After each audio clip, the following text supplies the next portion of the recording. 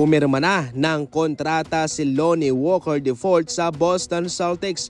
Aba, kanina lang nakita ko pa yung isang post na bakit wala pang nagpapapirma kay Lonnie Walker gayong magaling siyang role player para sa isang kupunan. So far, eto na nga.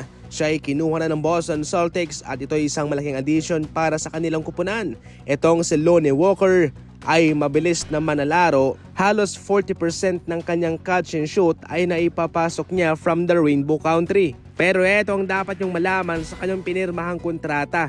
Exhibit 10D lamang iyon. Ibig sabihin nun ay magko-compete siya para sa isang roster spot sa official lineup ng Boston Celtics. Sa madaling salita, hindi pa sigurado kung siya'y makakapasok. Mabibigyan lang siya ng pagkakataon na patunayan sa Celtics administration na deserve niyang magkaroon ng posisyon sa kanilang roster. 25 years old pa lang itong si Lonnie Walker IV, athletic na manlalaro at meron siyang kakayahang maka-execute ng diskarte sa loob ng pinta. Pinili si Lonnie Walker ng Spurs bilang kanilang 18th overall pick at siya'y nanatili doon sa loob ng 4 na taon. Kamakailan lang siya'y nakapaglaro para sa LA Lakers at nag-average ng 10 points, 2 rebounds, 1 assist and 0.6 steal per game sa kanyang 17 minutes na playing time. Hindi na masama. Pero kung siya'y papakawala ng Boston Celtics bago magsimula yung regular season at kung gugustuhin niyang maglaro muna sa kanilang G League, magiging eligible siya para sa $77,500 na bonus. Gayunpaman, mataas ang kumpiyansa na siya'y makakapasok sa official lineup nito. Pinapirma naman ng Cavaliers itong si Luke Travers sa isang two-way deal. Siya'y draft mismo ng Cleveland Cavaliers sa second round pick.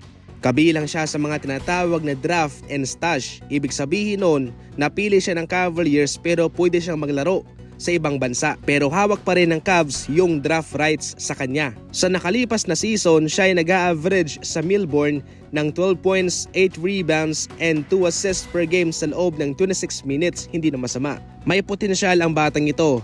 Sa ngayon, kabilang siya sa mga dinedevelop ng Cavaliers.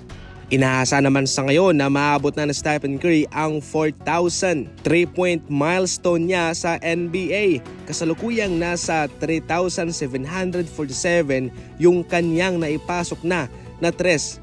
Since nung nabalik ni Stephen Curry ang record ni Ray Allen way back 2021, nasa 774 3-pointer na yung kanyang naipasok. Noong nakarang season naman, nakapasok siya ng 357 3-pointers. Ngayon, ang kulang para makompleto niya ang 4,000 ay nasa 253 3-pointer. Kung mapapansin nyo, kakaunti lamang yan sa naipukol niya noong last season na nasa 350 3-pointers mahigit. At kaya inaasahan na ito'y basic lamang para kay Stephen Curry na makompleto niya na itong 4,000 3-pointers milestone sa kanyang NBA career. Yan na ang pinakamataas